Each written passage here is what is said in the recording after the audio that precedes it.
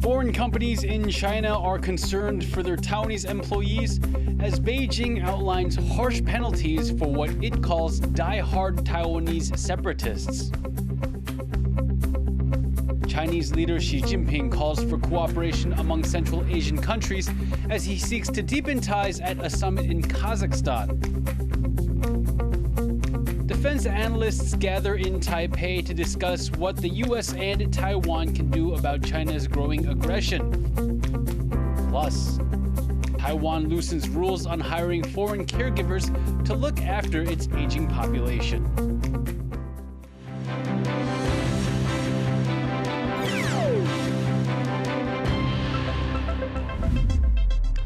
A warm welcome to TaiwanPlus News. I'm Leslie Liao.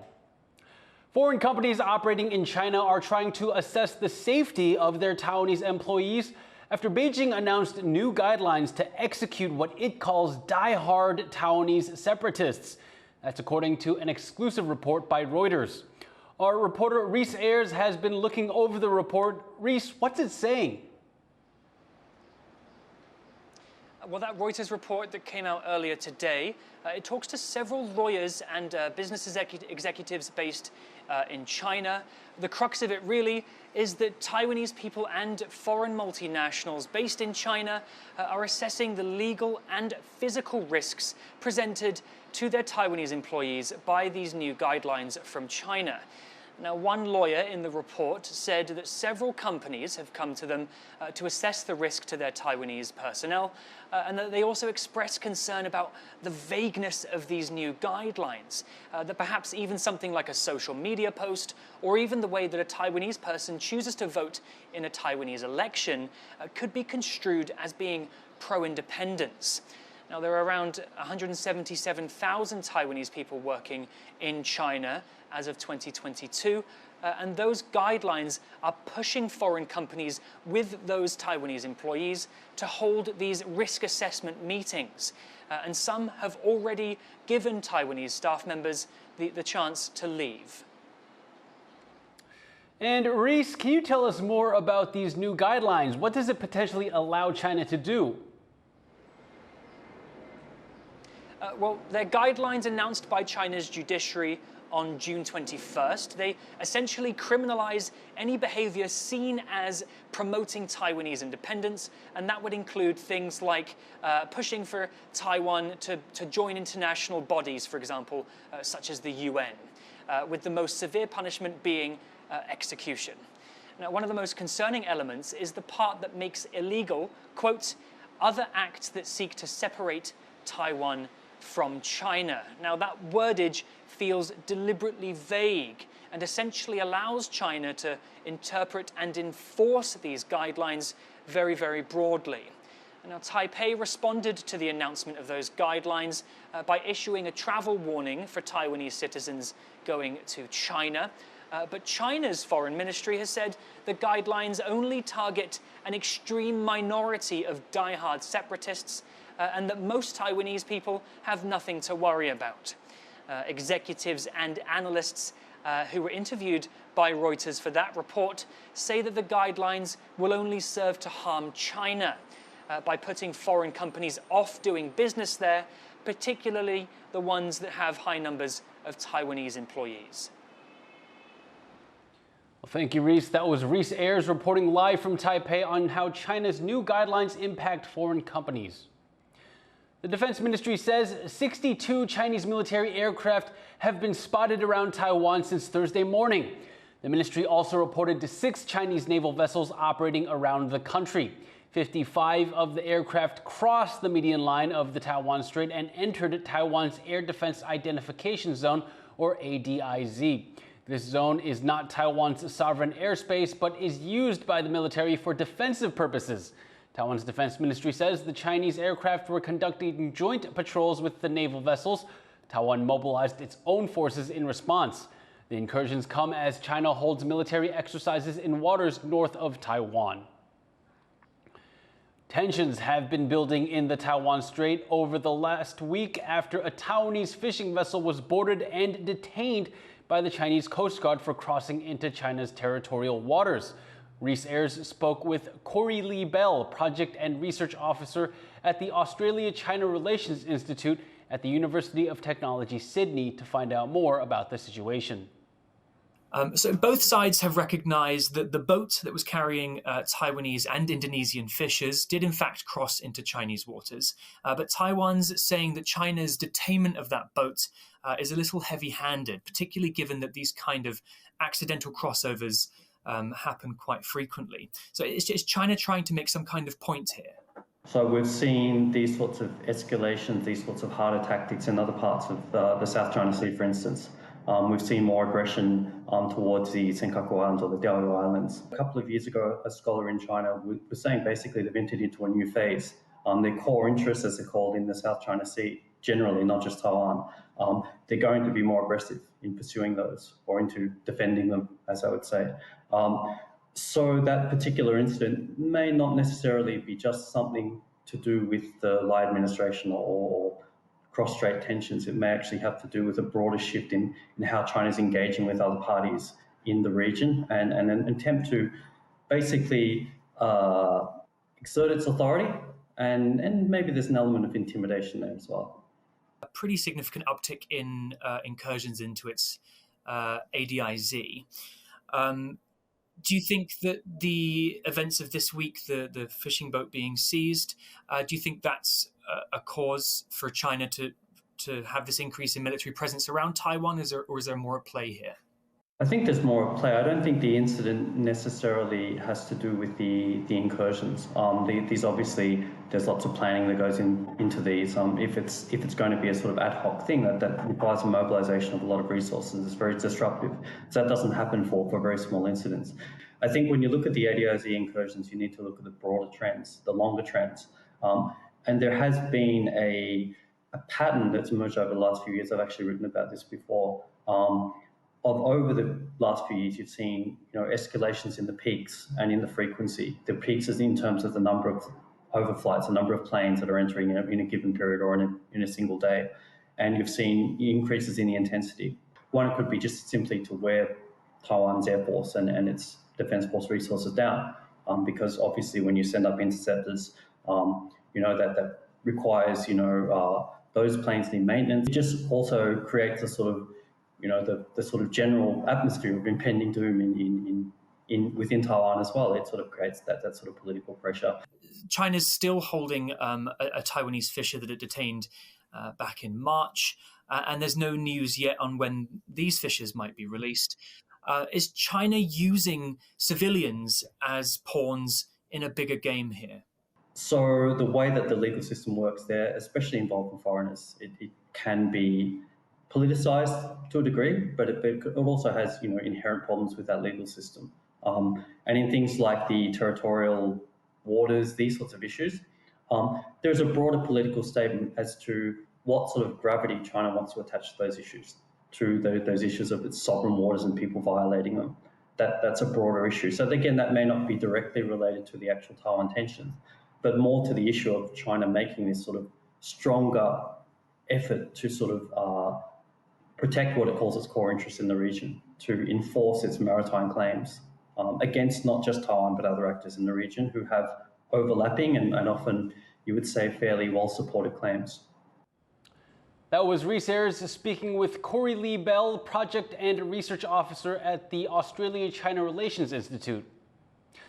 Almost 30 countries are coming together in Hawaii for the largest international naval exercise, Rimpac, where the focus is on the importance of U.S. allies and partners.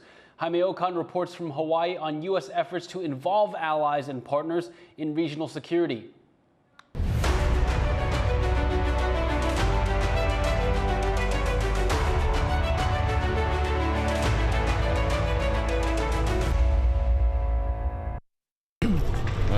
Australian and Peruvian sailors. An unlikely pairing, but coming together here in Hawaii. Every 2 years, navies from around the world gather at the Pearl Harbor Navy Base in Honolulu. They're here for Rimpac.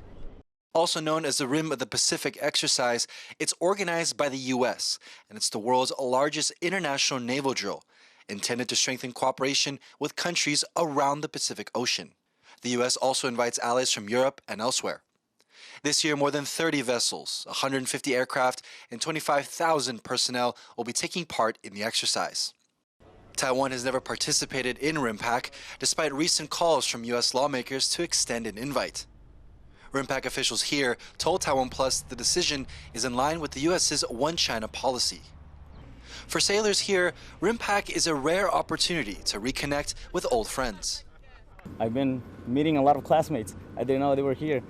I have a classmate in the Peruvian ship, I have a classmate in the Malaysian ship, and there's a bunch of classmates that are just stationed here, so it's wonderful. It's how small the Navy world is.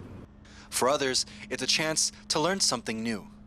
Because our Rimpac has a wide variety of countries' navies to such extent, so this is a precious opportunity for us. It's really fun, good conversation, but also at work, it's really fun being able to do large-scale exercises with other navies and how we work together. It's really impressive. But Rimpac is not just about forging connections, it's also about demonstrating unity. In recent years, China has increased its military presence around Taiwan, the South China Sea, and in the wider Indo-Pacific region. While officials at Rimpac are careful about the wording they use, analysts here in Hawaii say China is the main concern. This is essentially the primary competitor, not the only one in the Indo-Pacific, but certainly this is what we see as what the United States calls the pacing challenge, the challenge to come. And so Rimpac is a way to actually respond to what could happen and hopefully deter a future war. Rimpac is all part of a strategy to maintain regional security through cooperation between the U.S. and its allies and partners. This is the HMAS Sydney, the only warship from Australia here. And as the country looks to be more active in the Indo-Pacific region, the crew from this ship is looking to take the lessons they learned from Rimpac and apply them when they get back home. A big part of these exercises is learning how each Navy operates and how they can come together to form an effective fighting force. That means relying on each Navy's capabilities, especially during a conflict. I would say trust is a key part of it, but it's the communication that is critical. And to achieve effective communication, you need to be with each other, talk a common language, which most navies do, and to actually have time to actually engage each other so you can approach problems. With the security environment in Asia growing more complex, Rimpac is an attempt to show that in the face of an increasingly assertive China, for the U.S. and its allies, there's still strength in numbers. Jaime Ocon in Honolulu, Hawaii for TaiwanPlus. Stay tuned next week for more of our reporting from Rimpac. Defense analysts from the U.S. are in Taipei for a forum with Taiwan's sole national security think tank. They discussed Beijing's growing coercion of Taiwan and what the U.S. and Taiwan can do about it. Joyce Zeng was there. We're here at the Taipei headquarters of top security think tank INDSR, and they're hosting defense scholars from DC-based think tank, the Hudson Institute, for a day of panel discussions. And China, of course, is a central focus. In particular, security analysts here are talking about Beijing's new guidelines to their anti-secession laws, which now threaten the death penalty for those who support Taiwan independence. The U.S. government has already condemned this. Now, joining the discussion here via video message, the president and CEO of the Hudson Institute, John Walters, said that Beijing's use of judicial guidelines in this way sets a false legal precedent for unification by non-peaceful means. The dangers of this were echoed by INDSR's CEO, Chen Mingqi, who said Beijing's intimidation tactics are a global concern. 这些都是利用法律的手段来不断的对我们进行压迫。那么一个很重要的一个回击的方式是透过提高这个大家共同的认识，不管是在这个台湾内部或者在国际社会上面。 Now, INDSR recently reported that Taiwan-U.S. defense research exchanges have elevated to a semi-official level, meaning such academic discussions have been used to strengthen ties with partners. Taipei and Washington don't share official diplomatic relations, and because China blocks Taiwan from almost all official global forums, opportunities to share knowledge through think tanks like this is an important way for Taiwan to collaborate with other countries on security issues.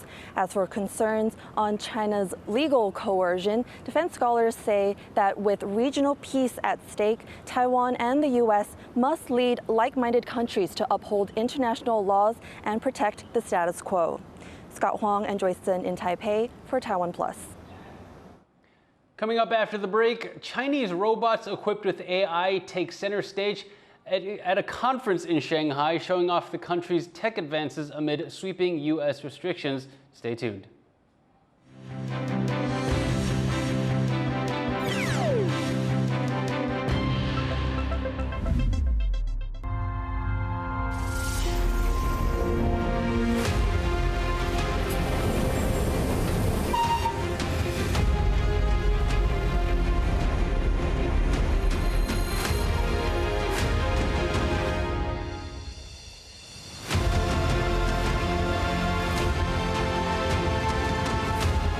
Alishan Railway Travel, coming Friday, July 5th, 6:30 p.m. on TaiwanPlus.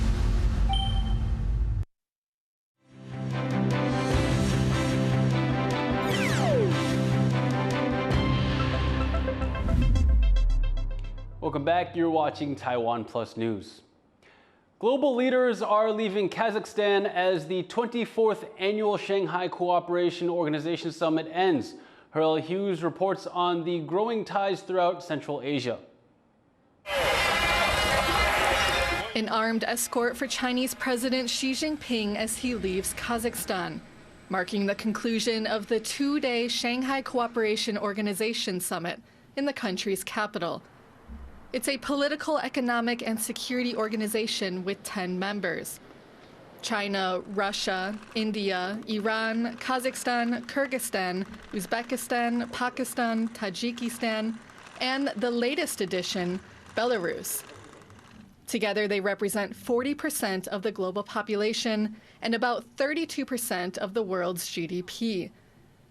During the 2 days, leaders discussed Iran's future president, trade relations, terrorism, the war in Gaza, and other regional issues. But there were also tensions among members, something Xi warned against, calling it a Cold War mentality as he stressed cooperation. 我们要共同倡导平等有序的世界多极化和普惠包容的经济全球化，践行真正的多边主义。 推动全球治理朝着更加公正合理的方向发展。 The forum also provided an opportunity for meetings on the sidelines. Russian President Vladimir Putin and Xi met for the second time since May, placing a greater emphasis on strengthening their country's friendship as Russia's relations with the West deteriorate over the war in Ukraine. Российско-китайские отношения всеобъемлющего партнерства и стратегического взаимодействия переживают наилучший период в своей истории. Они выстраиваются на принципах равноправия, взаимной выгоды и уважения суверенитета друг друга. Also in attendance were United Nations Secretary General Antonio Guterres and Turkish President and NATO member Recep Tayyip Erdogan. But notably absent was India's recently re-elected Prime Minister, Narendra Modi, who sent a minister in his place.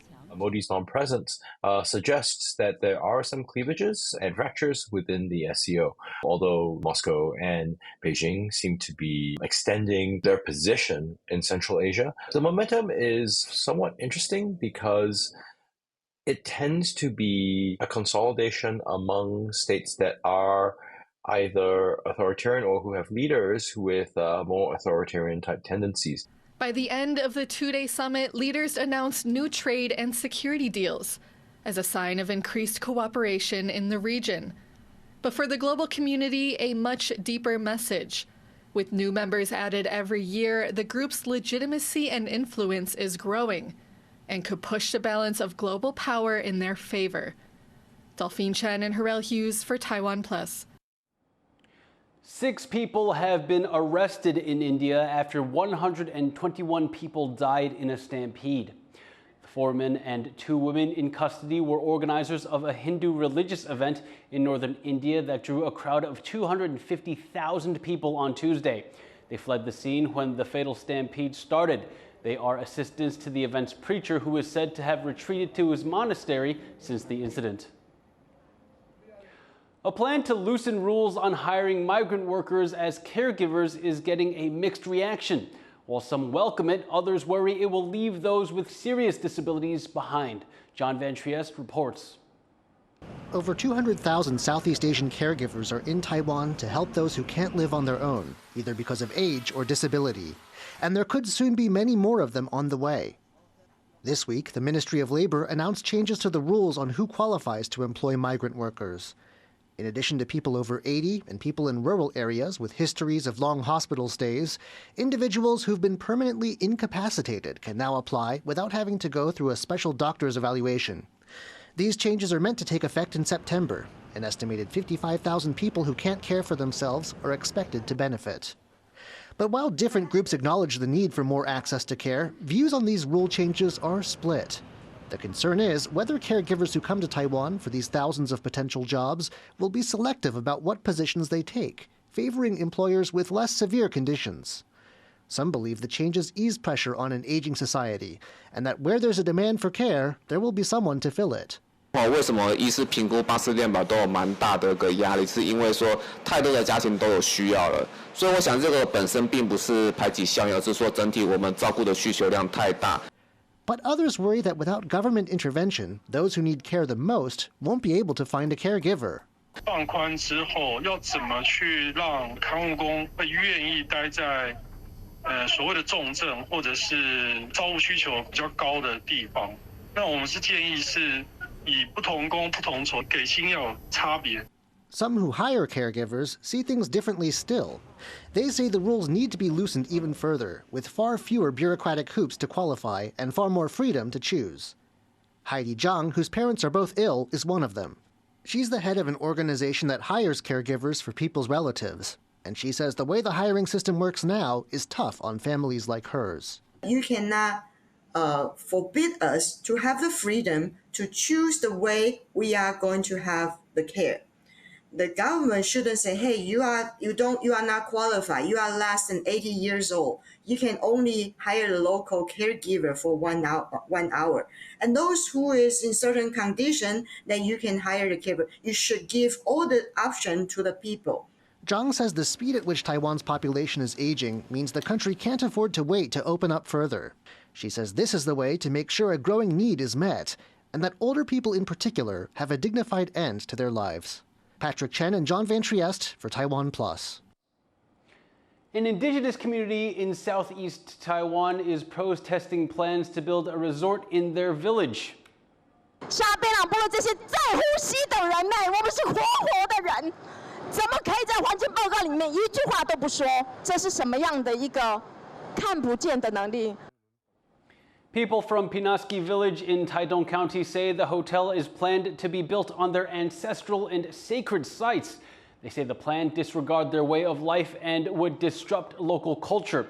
The Environment Ministry says it will reevaluate the proposal after more discussions with developers. 11 Taiwanese nationals arrested for fraud in Indonesia have been sent back to Taiwan to face punishment. The Criminal Investigation Bureau says it identified the 11 individuals as fugitives and cooperated with Indonesian authorities to escort them back to the country. They were among 103 people arrested for internet fraud on the Indonesian island of Bali last week. All but 1 were from Taiwan. The last was from Hong Kong. The remaining 91 Taiwanese nationals are expected to return into Taiwan in the coming days. Over 1,000 Chinese-made AI-trained robots are on display at a tech conference in Shanghai. The new machines come despite sweeping restrictions from the U.S. meant to keep Chinese advanced tech innovation at bay. Joyce Zeng has more.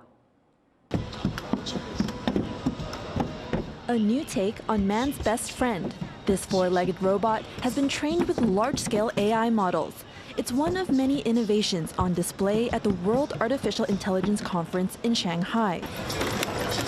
It can get up on its two hind legs and adjust the way it walks. 我们是通过大量的一些数据对它进行 AI 的一个训练，那它的一个运动的一个模式跟以前就发生了一个质的改变，所以它的一个灵活性，对吧？它的一个仿生性，就我们看起来它越来越像真的动物。 This robotic head is among the other tech on display. It can mirror human expressions and costs $24,000 US. These innovations come despite a tense tech rivalry between China and the US. Fearing American money would fund advanced tech for the Chinese military, Washington restricted US investments in China for AI, semiconductors, and quantum computing last year. But CEOs here in Shanghai say they haven't felt a difference. 到目前为止，对我们来讲影响还不大，因为现在我们有用到像英伟达的Orin 的，就是机器人的芯片，那一部分不在受限制的这个范围内。 American tech giant Nvidia is set to make $12 billion selling AI chips to China this year, despite them being less powerful than the chips they can sell in the US. The firm's Taiwan-born CEO Jensen Huang came under fire in China just months ago after hailing Taiwan as one of the most important countries in the world at Taipei trade show Computex, referring to Taiwan's crucial role in the global electronics industry. Here in Shanghai, over 1,000 AI-related products are on display, proving Chinese engineers are moving forward with what they've got and narrowing the innovation gap between China and the US. Alex Chen and Joyce Zhen for TaiwanPlus. Thank you for watching Taiwan Plus News. I'm Leslie Liao. Take care, and I'll see you next time.